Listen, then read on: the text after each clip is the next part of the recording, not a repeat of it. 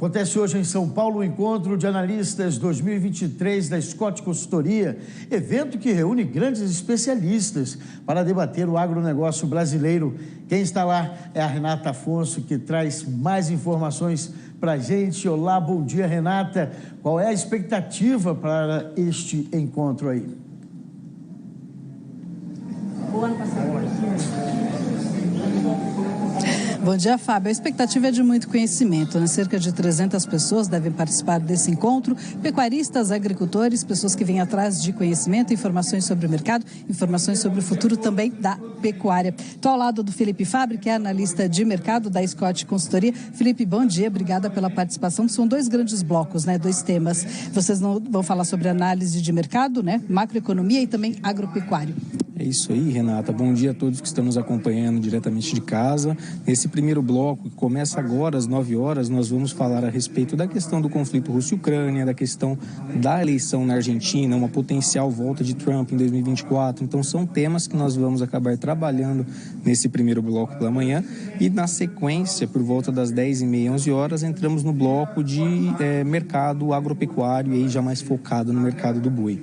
Mas essa vai ser a dinâmica. É interessante, assim, vocês trouxeram 11 palestrantes, são pessoas do mercado que são muito, eles vão direto ao ponto, né? O que está acontecendo e qual a análise que a pessoa que está aqui pode fazer do futuro. Exatamente, a gente está trazendo hoje, por exemplo, Pedro Parente, Luiz Rua, o pessoal do Ministério da Agricultura está aqui conosco também para conversar hoje, o Ivan Vedequim, enfim.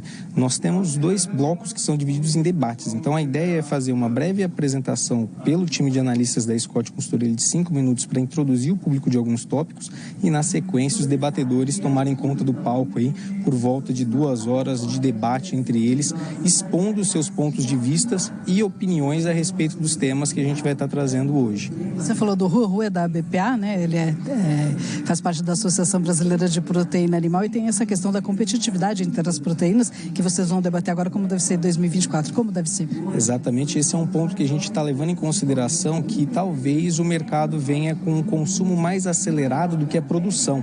Pelo que tudo indica, a gente deve ter um cenário de preços firmes para as 3 proteínas em 2024, é a nossa perspectiva, frente ao que foi 2023, muito puxado por conta de um incremento de demanda maior do que a produção aqui no nosso país. Então, esse é um dos pontos que a gente vai trazer. Aí, um ponto de atenção que nós devemos ter é com relação aos custos de produção, principalmente no setor de aves e suínos, sendo que hoje nós estamos assistindo um atraso agora na semeadura da safra de verão no Brasil, há uma potencial perda de produtividade adiante, o mercado está trabalhando com esse cenário já pensando em 2024 e os preços têm trabalhado um pouco mais firmes, olhando para a soja e para o milho, o que pode acabar encarecendo um pouco os custos de produção e aí reduzindo ainda mais essa produção que deve crescer em 2024, a expectativa de um crescimento, mas um crescimento menor do que o crescimento na demanda. Então isso sustentaria os preços na nossa percepção. E no mercado do boi, a visão nossa é que a gente ainda deve seguir com uma boa produção de carne, o descarte de matrizes ele ainda deve seguir no mercado brasileiro e isso vai acabar influenciando em uma maior oferta para o próximo ano. Em relação ao marco temporal, também vai ser debatido aqui. Qual que é a influência no agronegócio? Olha, a gente tem discutido muito esse tema nos últimos meses, aí com a questão agora do marco temporal.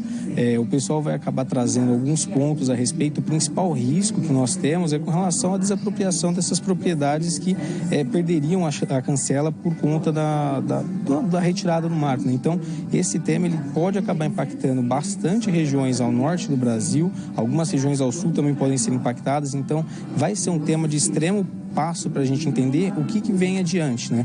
Até agora a gente ainda não teve a crava com relação ao marco, mas a partir do momento em que ela vier, vai trazer efeitos diretos ao agronegócio brasileiro. A gente está vendo hoje no Pará algumas propriedades sendo embargadas por conta disso, então entender o que o produtor vai poder fazer com relação aos seus direitos vai ser debatido aqui também. Uma forma de abrir o olho, que por enquanto a gente o produtor vive uma questão de insegurança jurídica, né, sobre esse tema.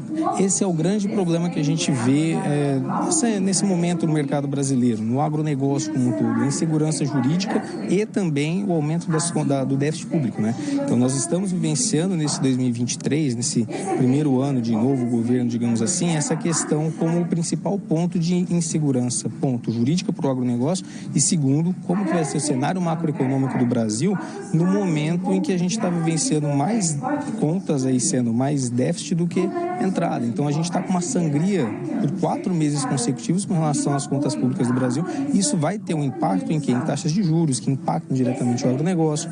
Então essa queda na Selic, ela pode acabar sendo influenciada por conta disso. A questão dos investimentos aqui no país podem ser influenciados também, porque se você tem um país em que gasta-se mais do que aquilo que se arrecada, você tira a atratividade para os investidores. Então, de modo geral, são pontos que nós debateremos aqui com o pessoal aí puxado pelo Pedro Parente e o Vanderlei Kim dentro desse bloco de macroeconomia, que deve influenciar o ano de 2024, certamente.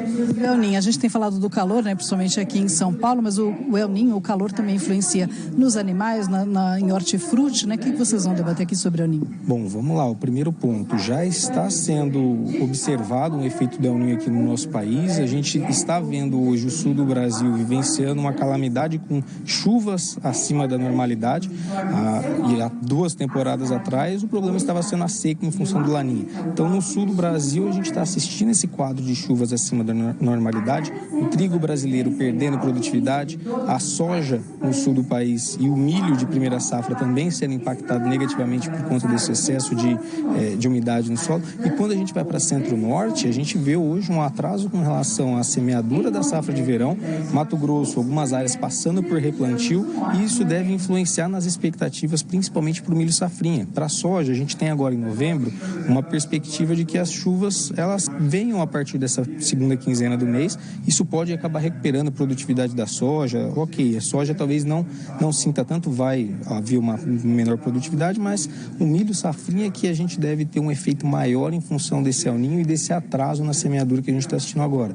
E pensando em pastagem, pensando na pecuária de corte, a nossa perspectiva é que o El Ninho acaba influenciando diretamente na oferta de boiadas no primeiro trimestre.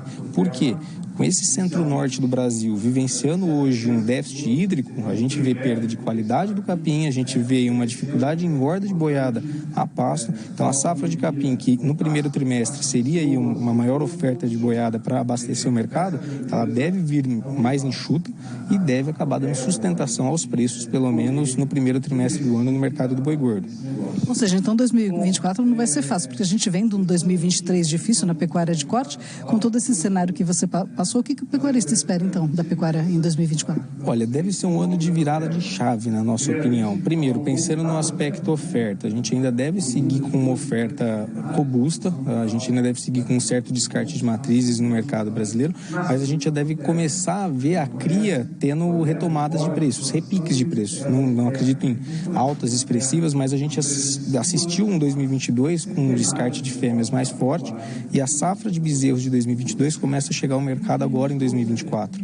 Então já foi uma menor produção em função do descarte assistido lá e isso vai refletir na oferta de bezerrada nesse ano de 2024 e deve acabar dando sustentação aos preços, pelo menos na reposição. A gente não deve assistir essa sangria toda que foi os últimos 2 anos, 2022 e 2023. Vou torcer, né? Febre aftosa, vocês vão falar também de febre aftosa. Já tem São Paulo, né? Sem vacinação? São Paulo, a gente está com um projeto nacional de erradicação de febre aftosa, né? E esse projeto ele tem como objetivo até 2027 tornar o Brasil como zona livre de febre aftosa sem vacinação.